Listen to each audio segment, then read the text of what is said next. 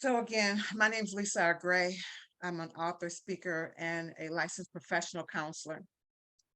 And the whole purpose in dealing with this credit matters matter is because we find as a counselor, as a therapist, there are so many people that are hurting, so many people that are carrying shame and they're carrying guilt, and they really kind of walk away from the issues that concerning their credit score.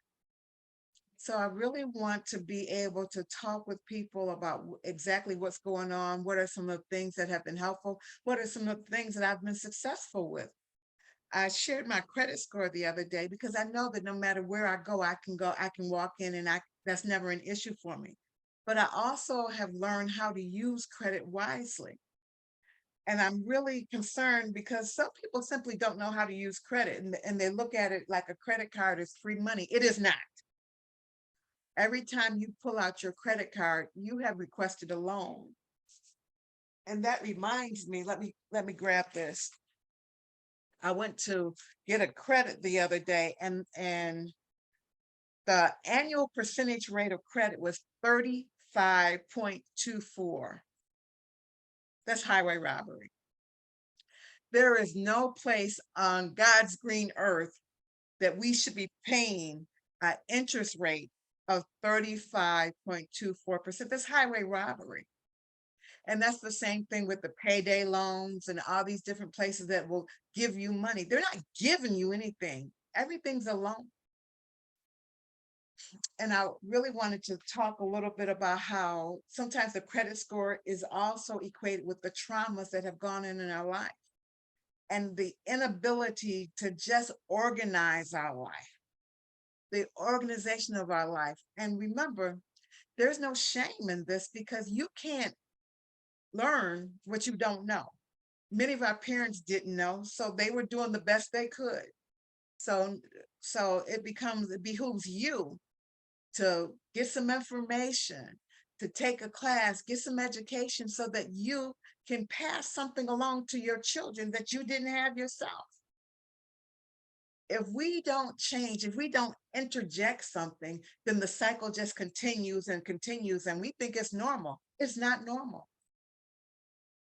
It's not normal to have to go to a payday loan place. That's not normal.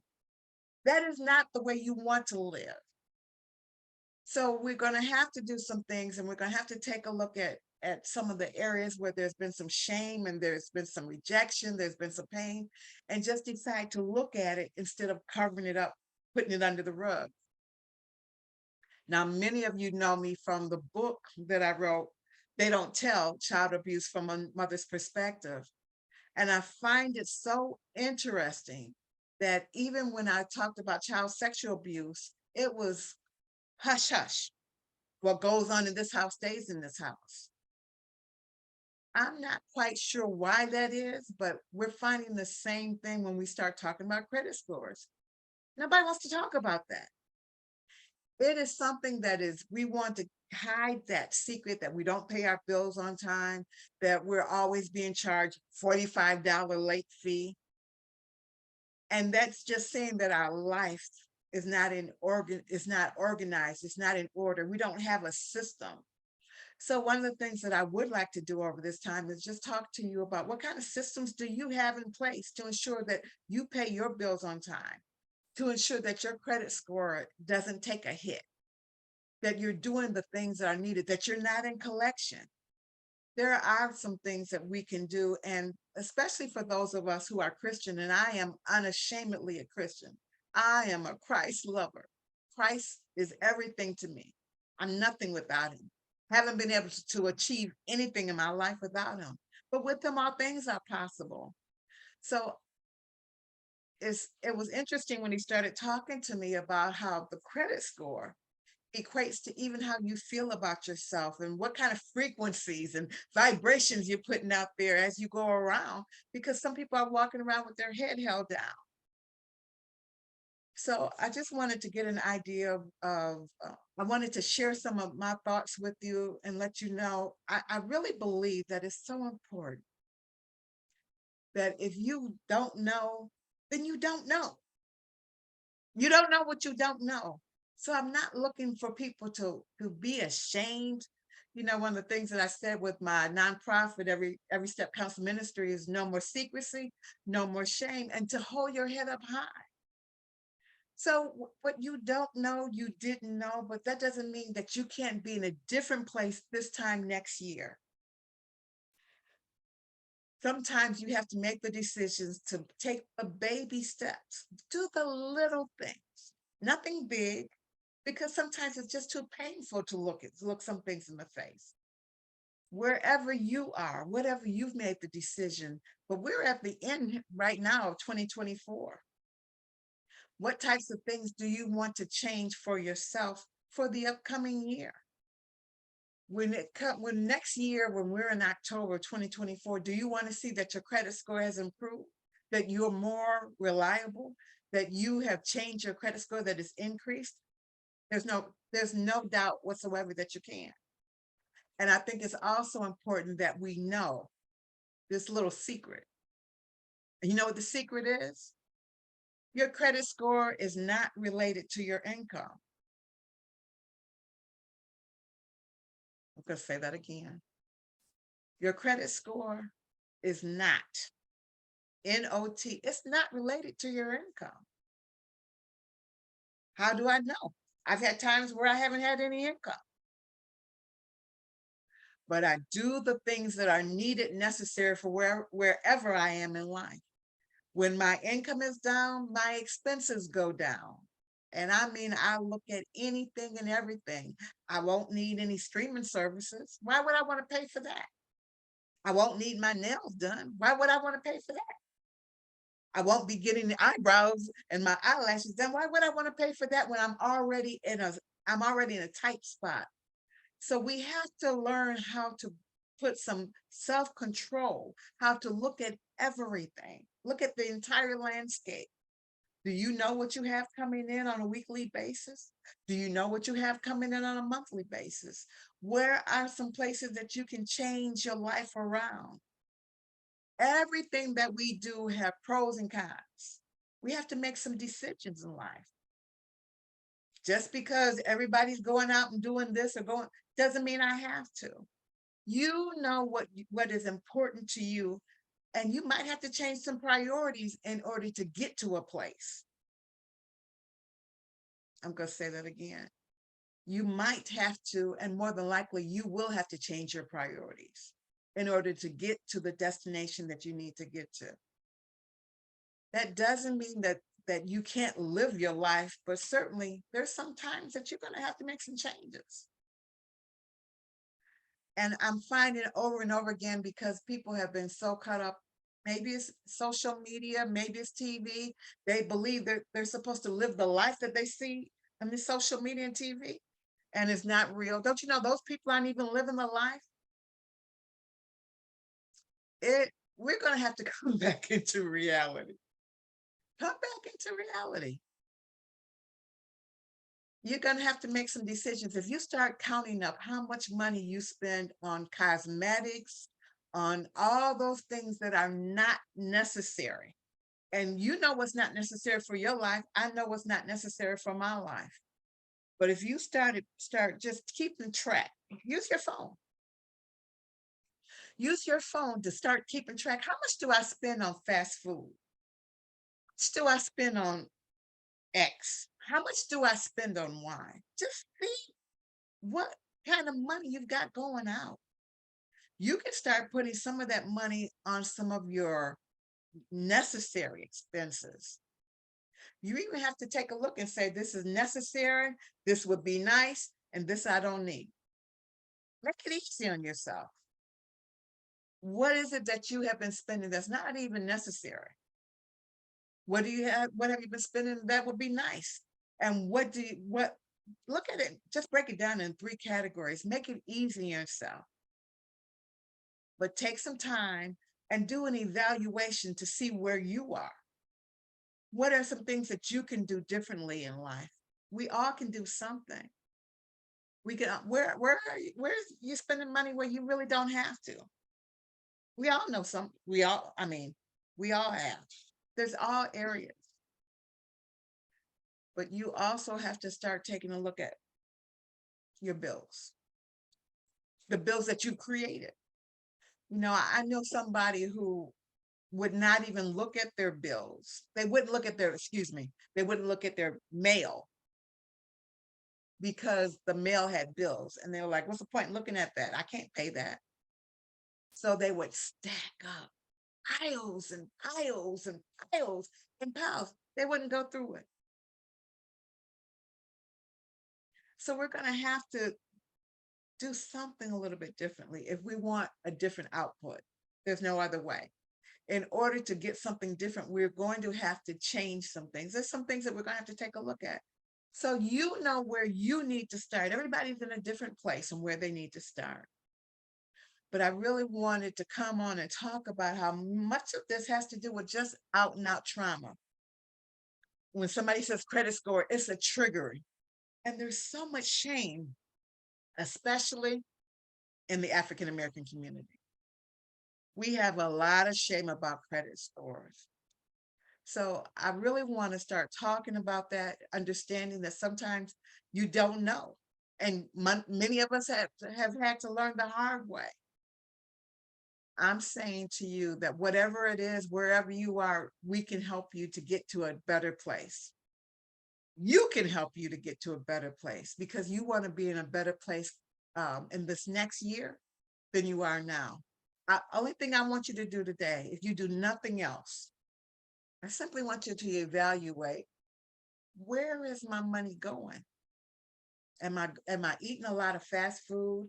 Am I indulging in a lot of activities that are just mind-numbing activities?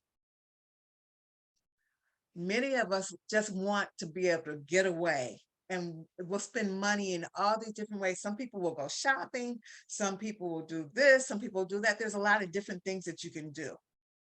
And then I even heard somebody say, well, I deserve it. You mean that you deserve to put yourself deeper and deeper in debt and let that weigh on your conscience more and more? I remember my girlfriend, I'll never forget, God rest her soul. But I remember her and her boyfriend went out of the country on a vacation. I'll never forget this as long as I live. Lord knows I love her. They went on a vacation out of the country. I mean, they went to some island. They went on this fabulous vacation. And when they came back, their lights were cut off.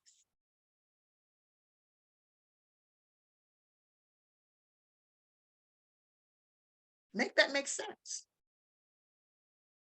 I'll never forget that as long as I live. I was in my 20s and I'm sitting there scratching my head. Who does that? They went on a vacation, had this fabulous island vacation. They came back, lights off, didn't have any money. We have to make some decisions on where our priorities lie. Now, that's not where my priority was. That was their priority. So they didn't care about the lights being turned off until they got the next check or whatever they needed to do. All I can tell you is there's some things that we do that are absolutely, unequivocally dysfunctional. That's dysfunction. There are some things that you might be doing that's dysfunctional that it seems normal because that's the way we did it in my family. There might be some things that I'm doing that's dysfunctional because that's the way we did it. That's the way we did it is never an excuse to continue in dysfunction. Are we willing to take a look at what are some of the family patterns? What are some of the family cycles that we're still carrying? And many times when it comes to credit and the way that we handle money, the car loans that we get, when we get 2 and 3 cars and we don't have a place to stay, but we look like we've got it going on, but we're just struggling in debt, and debt creates disruption, and disruption creates disease. I'm going to say that again. Debt creates disruption in our bodily systems. It creates stress. It creates disruption, and disruption will create disease.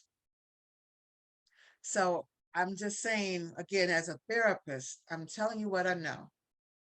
And I'm telling you what I've learned. There's some things that you probably are spending your money on that you don't necessarily have to have.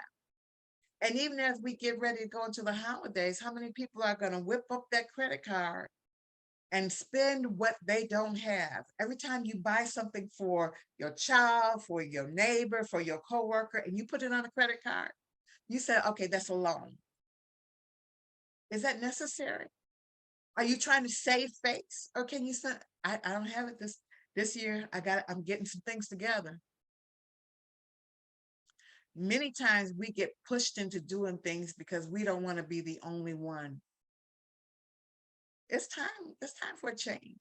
It's time to do things a little bit different this year. So that's what I have for you. Again, I just want you to remember that income is not necessarily tied to your credit score. Your credit score could very well be a matter of the dysfunction that has become normalized. But we can do some things differently. We can walk with people who in your family that you know that does things well. Reach out to them, say, hey, I need some help with this.